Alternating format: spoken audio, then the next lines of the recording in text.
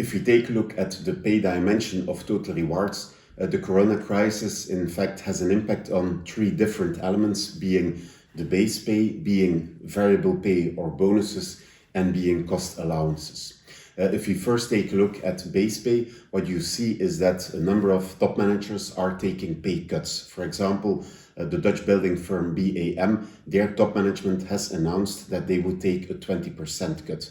Now, what is very important to mention there is also the symbolic value this has, even though for top management these times are very hard, they have to work very hard also. It's very important that they, I would say, that they lead by example, that they give the example, even though they have to work very hard. If other people in the organization have to go for pay cuts, that they also take a pay cut. If we take a look at the broader employee base, what we see today is that also pay cuts are taking place over there. It's highly dependent on the type of function, the type of industry, and so on. But we have to know that a pay cut has a negative impact on work attitude.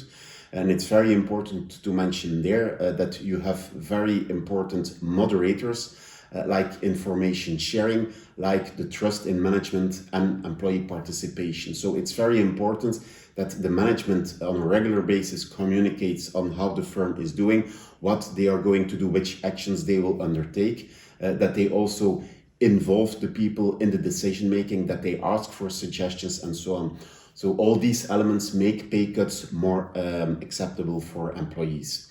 The second dimension after base pay deals with the bonus. What you see, let's again start at the top management level. A number of managers have already communicated that they would forego the whole 2020 bonus. And there is even pressure from the outside, I would say institutional investors, other investors, to say, well, let's forget about the bonus for 2020. Again, there we have that symbolic value which is being brought by the top management.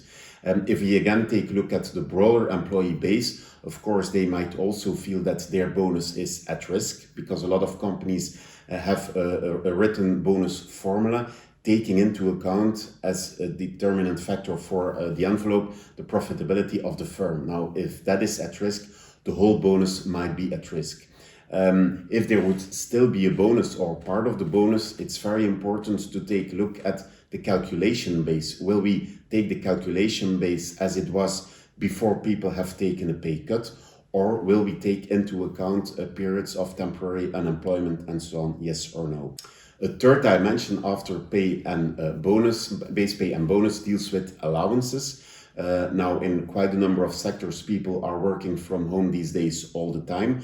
Will you provide an additional, or will you provide an allowance for working at home? That's one element.